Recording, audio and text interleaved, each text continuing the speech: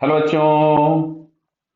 यहाँ दिया है कि column one contains physical quantity oblique process while in the column 2 contain formula of that principle or quantity.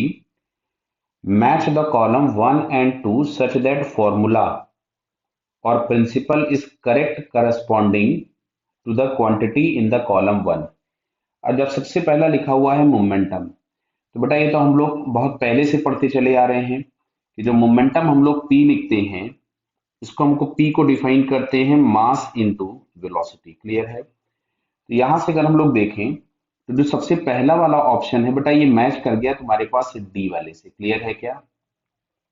कोई दिक्कत तो नहीं बेटा? मोमेंटम हम लोगों को एकदम पता होगा, it is defined as mass into velocity. Clear?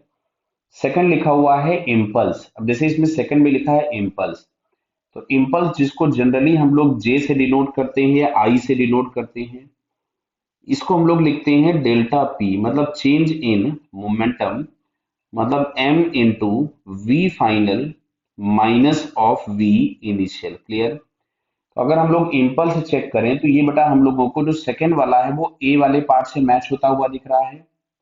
Clear है ना बेटा? मैग्नीट्यूड्स लिखे हैं उसके, कोई दिक्कत किसी को? अब देखो नेक्स्ट लिखा हुआ है इलास्टिक कोलिजन। तो ये हम लोगों ने पढ़ा था कि अगर कोलिजन इलास्टिक होता है तो कोलिजन के जस्ट पहले और जस्ट बाद में जो काइनेटिक एनर्जी होती है वो भी कंजर्व होती है, और मोमेंटम तो सारे टाइप के कोलिजन में ही कंजर्व होता है। तो अब इसमें जैसे बी पार्ट में लिखा ओनली मोमेंटम इज कंजर्व्ड, सी में लिखा है momentum kinetic energy both conserve, तो बेटा हम लोगों को समझ में आ रहा है कि थर्ड वाले का आंसर हमारे पास सी हो जाएगा। फोर्थ वाले की बात करिए इन इलास्टिक कोलिजन, तो ये हम लोगों ने पढ़ा था कि इन इलास्टिक कोलिजन हो या परफेक्टली इन इलास्टिक कोलिजन हो या इलास्टिक कोलिजन हो, मोमेंटम तो कंजर्व्ड होगा ही होगा।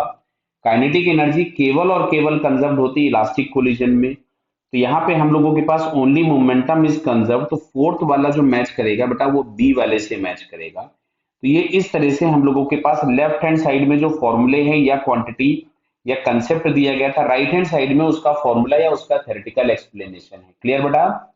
Okay, all the best.